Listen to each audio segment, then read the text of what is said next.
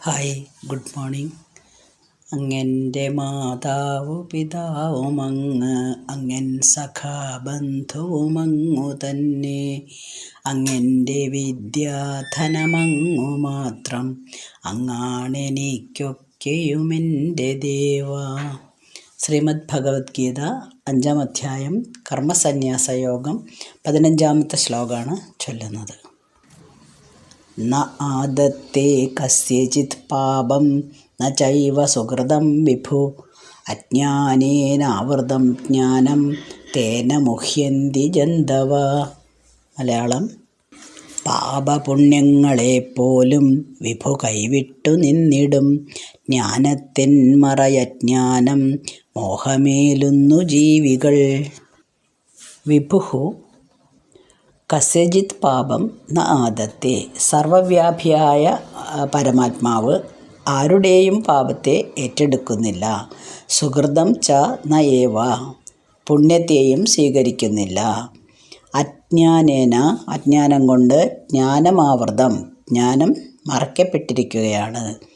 തേന ജന്തവഃ മുഹ്യന്തി. അതുകൊണ്ട് ജീവികൾ മോഹിതരായി മാറുന്നു. ഇവിടെ ചെറിയൊരു കൺഫ്യൂഷൻ വരും കേൾക്കുന്നവർക്ക്.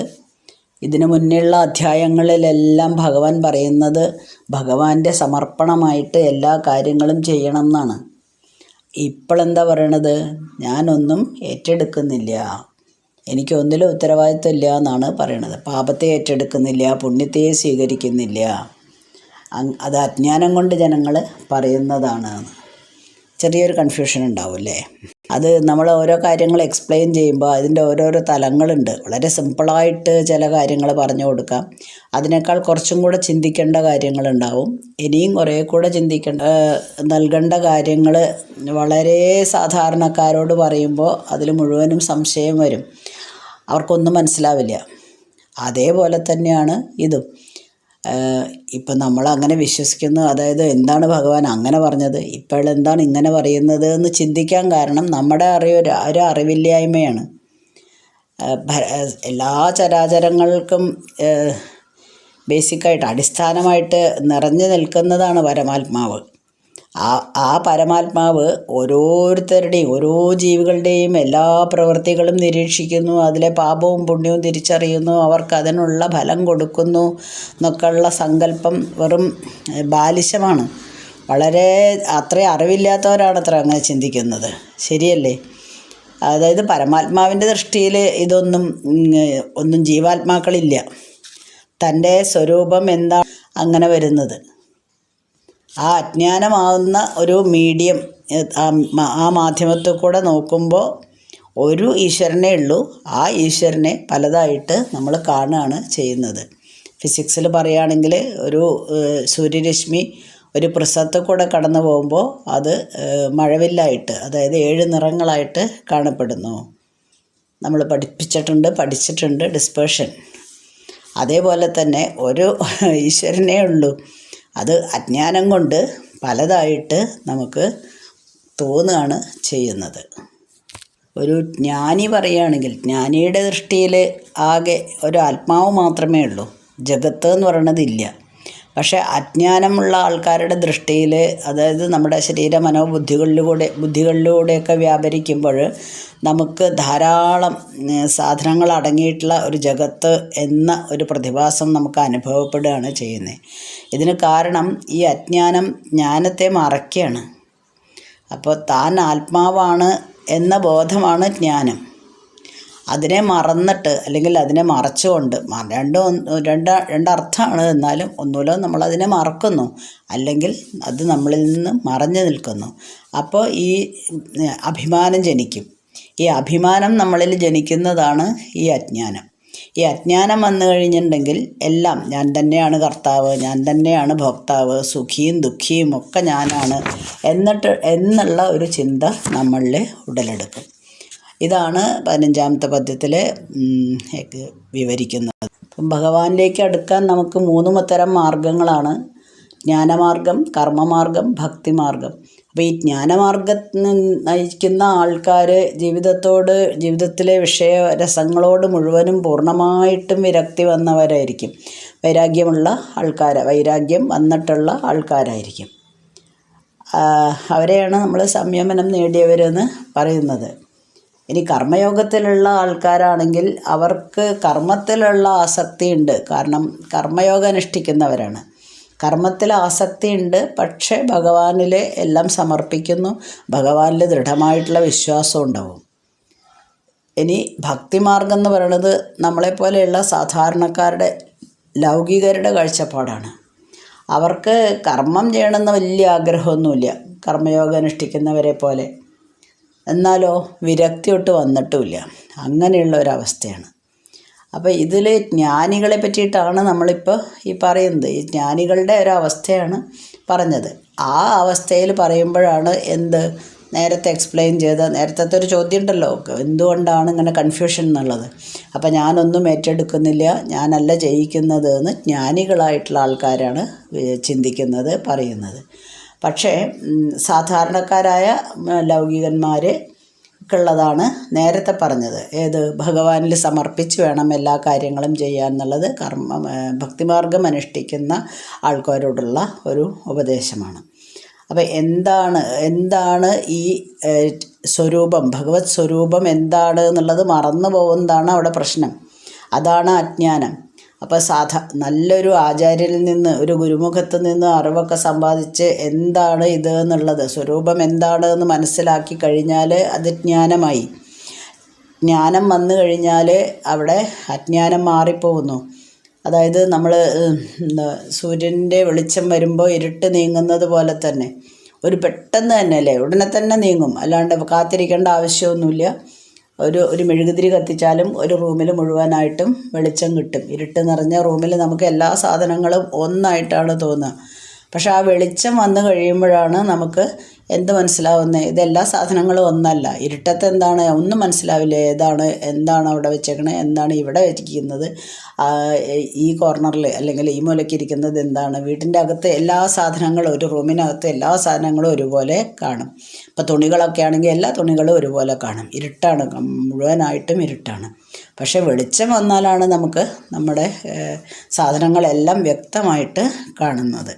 അതേപോലെ തന്നെ നമ്മുടെ മനസ്സിലുള്ള അജ്ഞാനം മാറി ജ്ഞാനം തെളിയുമ്പോൾ നമ്മളും ഈശ്വരനും ഒന്നാണ് എന്നുള്ള ഒരു ചിന്ത ഉടലെടുക്കാനായിട്ട് സാധിക്കും.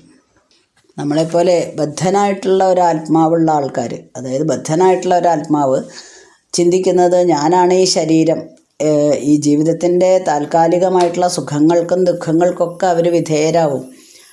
അപ്പോൾ നമ്മൾക്ക് ആ ബന്ധനം ഉള്ളത് കൊണ്ട് ആഗ്രഹങ്ങൾ ഇങ്ങനെ വന്നുകൊണ്ടിരിക്കും. ജീവാത്മാവിൽ ആഗ്രഹങ്ങൾ വന്നുകൂടിക്കഴിഞ്ഞാൽ ആ ആഗ്രഹങ്ങൾ നിറവേറ്റണമെങ്കിൽ, അവരുടെ അർഹതയ്ക്കനുസരിച്ച് നിറവേറണമെങ്കിൽ ആരാവശ്യമാണ്? ഭഗവാന്റെ ഒരു സാമീപ്യം ആവശ്യമാണ്. ഭഗവാൻ അത് നിവർത്തിച്ചു കൊടുക്കുകയും ചെയ്യുന്നു. അപ്പോൾ മനുഷ്യൻ ഇച്ഛിക്കുന്നു, ദൈവം അത് കൽപ്പിക്കുന്നു. അപ്പോൾ ആഗ്രഹ നിവൃത്തി വരുത്തുന്നതിൽ ജീവാത്മാവിന് അത്രയ്ക്കൊരു ശക്തിയില്ല. പക്ഷെ ഭഗവാൻ അങ്ങനെയല്ല. ഭഗവാൻ ഇതെല്ലാം പൂർത്തീകരിക്കാനുള്ള കഴിവുണ്ട്.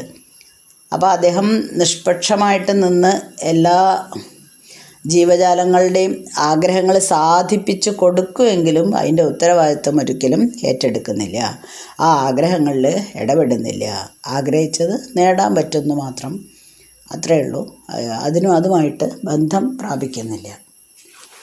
അപ്പോൾ ഭഗവാനെ മറന്ന് നമ്മൾ എന്താണ് ഭഗവത് സേവനം എന്നുള്ളത് മറന്ന് അജ്ഞാനത്തിൽ മുഴുകുമ്പോൾ ഭഗവാനിലെ പഴി ചുമത്തും. നമുക്ക് ഓരോരോ ദുഃഖങ്ങൾ വരുമ്പോഴും സുഖങ്ങൾ വരുമ്പോൾ പഴി ചുമത്തില്ല. പക്ഷെ ദുഃഖങ്ങൾക്ക് കൂടുതലായിട്ട് അതായത് നമ്മുടെ കർമ്മഫലമാണ്, അത് അങ്ങനെ വരുന്നു ഇങ്ങനെ വരുന്നു, ഞാൻ ചെയ്തതിൻ്റെ പുണ്യപാപങ്ങളുടെ ഫലമാണ് അത് എന്നെല്ലാം പറഞ്ഞ് ഭഗവാനിൽ ഇങ്ങനെ പഴി ചുമത്തിക്കൊണ്ടേയിരിക്കും.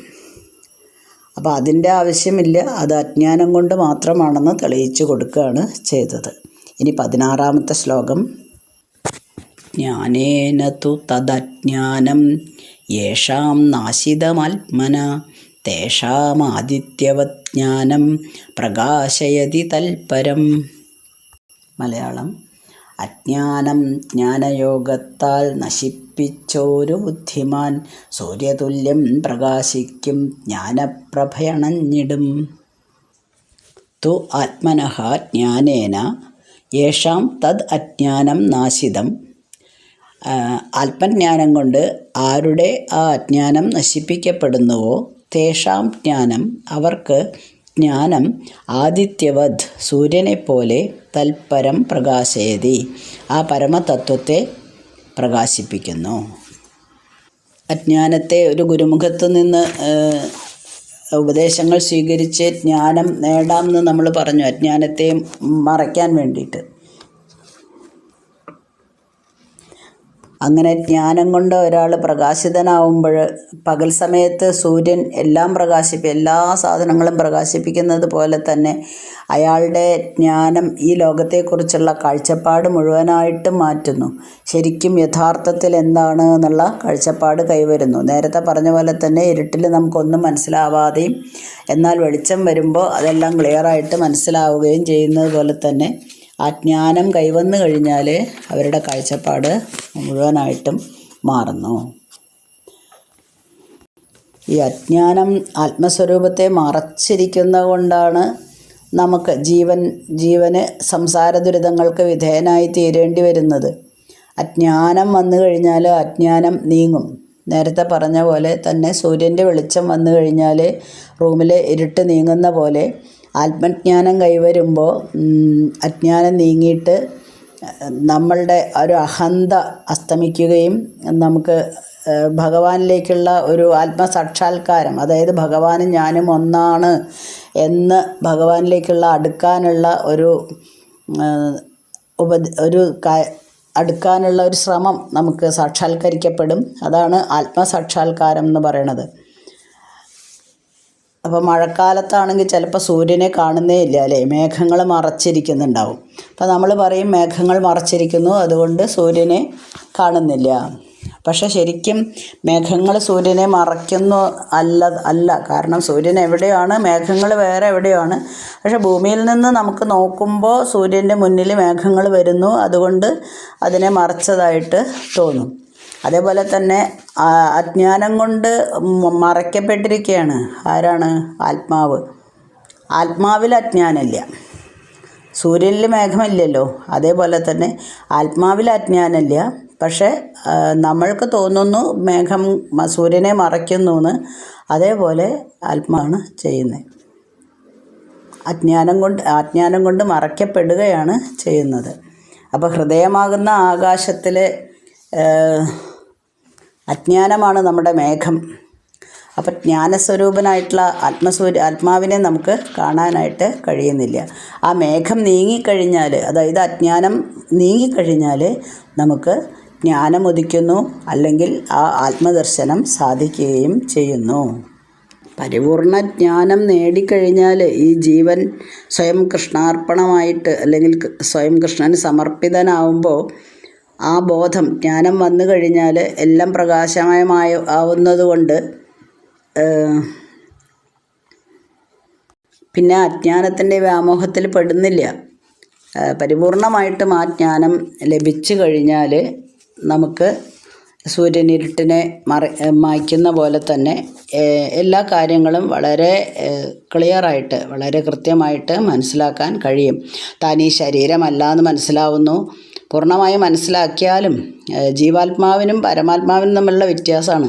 അപ്പോൾ ജീവാത്മാവിനത് മനസ്സിലാക്കാൻ കുറച്ച് ബുദ്ധിമുട്ടുണ്ട്. മുഴുവനായിട്ട് മനസ്സിലായാലും പരമാത്മാവ് എന്താണെന്നുള്ളത് അറിയണം. ഇത് തമ്മിലുള്ള വ്യത്യാസം അറിയണമെങ്കിൽ നമുക്ക് നല്ല ഒരു ആചാര്യൻ അല്ലെങ്കിൽ ആധ്യാത്മികമായിട്ടുള്ള ഒരു ഗുരുവിനെ കിട്ടണം. ആ ഗുരുവിൽ നിന്നുള്ള അറിവ് സമ്പാദിച്ച് ഇത് രണ്ടും തമ്മിലുള്ള വ്യത്യാസം നമ്മൾ തിരിച്ചറിയണം. നമ്മൾ സ്വപ്നം കാണുകയാണെങ്കിൽ നമ്മൾ അതിൽ കുറേ കഥാപാത്രങ്ങളെ കാണുന്നുണ്ട്. കഴിഞ്ഞ പദ്യത്തിൽ പറഞ്ഞ പോലെ ആ കഥാപാത്രങ്ങളെയെല്ലാം പിന്നീട് നമ്മൾ ഉണരുമ്പോൾ ആ കഥാപാത്രങ്ങൾ അവിടെ ഇല്ല, നമ്മൾ മാത്രം തന്നെയുള്ളൂ. അതായത് നമ്മൾ അജ്ഞാനമെല്ലാം മാറിയിട്ട് ജീവൻ പരമാത്മാവിൽ ലയിക്കുകയാണ് ചെയ്യുന്നത്. അങ്ങനെ ലയിക്കുന്നതാണല്ലോ ആത്മസാക്ഷാത്കാരം.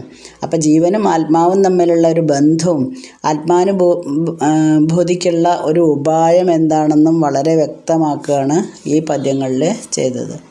നമ്മൾ 16 ശ്ലോകങ്ങൾ ചൊല്ലിക്കഴിഞ്ഞു.